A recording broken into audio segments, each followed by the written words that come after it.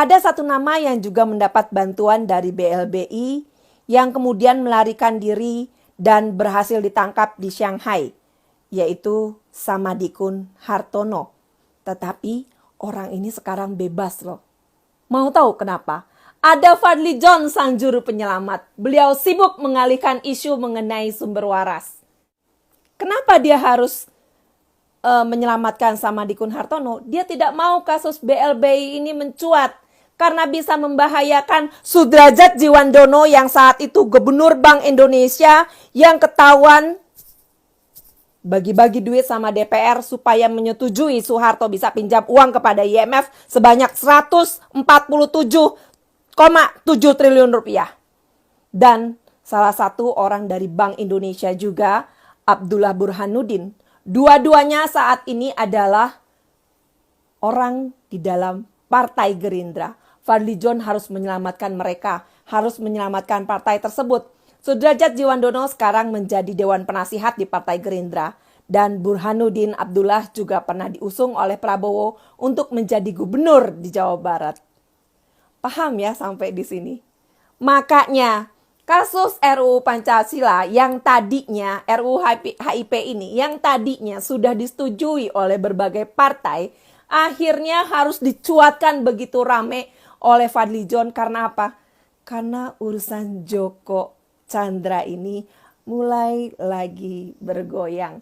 Makanya dia butuh pengalihan isu, butuh bikin keributan lagi di Indonesia supaya kasus BLBI tidak bisa mencuat lagi. No, masih ada rakyat Indonesia yang masih mau membaca buku, yang masih mau mencari referensi dari kasus-kasus BLBI dan beritahu kepada masyarakat orang-orang yang terlibat dan sampai saat ini masih bebas bersama kalian. Fadlizon, lo sakit. Semua rakyat Indonesia dibebankan saat itu. Kasus krisis moneter, keributan 98, semua dibebankan. Kesedihan untuk rakyat Indonesia, hutang, dan berkali-kali berganti pimpinan di negara kita. Hanya karena kasus BLBI. Dan lo sampai saat ini masih sibuk melindungi orang-orang yang saat itu terlibat agar tidak terjerat hukum. Lo sakit, men. Gak ada di sini lo buat Indonesia. Di sini gue mau titip pesan kepada seluruh adik-adik mahasiswa yang rencananya akan digerakkan agar kalian rajin belajar, rajin membaca, cari tahu.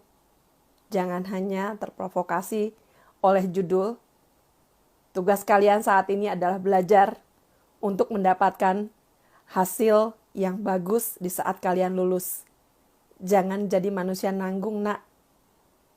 Kuliah nggak bagus, lulus pun nggak jadi politikus. Sedangkan masa depan teknologi akan lebih canggih dan kalian harus punya skill yang cukup untuk bisa bersaing, mendapatkan kehidupan yang layak di dunia ini. Bukan hanya di Indonesia, tapi di seluruh dunia, semua melakukan hal yang sama. Fadlizon, jangan rusak anak-anak. Mereka adalah yang bisa menjadi tiang-tiang untuk Indonesia nanti. Mereka ada pilar-pilar untuk bangsa kita nanti. Dan di situ juga akan ada anak cucumu. Kecuali lo sama keluarga lo siap-siap menjauh dari Indonesia seumur hidup. Di sini saya mohon kepada jajaran Kepolisian Republik Indonesia untuk memeriksa Bapak Hasan Haikal yang sudah memberikan orderan kepada akun Opposite untuk membuat keributan demi keributan yang akhirnya melibatkan pegawai Telkomsel. Kalau bisa sekalian cek dana CSR Telkomsel larinya kemana aja. Jangan sampai CSR BUMN larinya ke tangan teroris.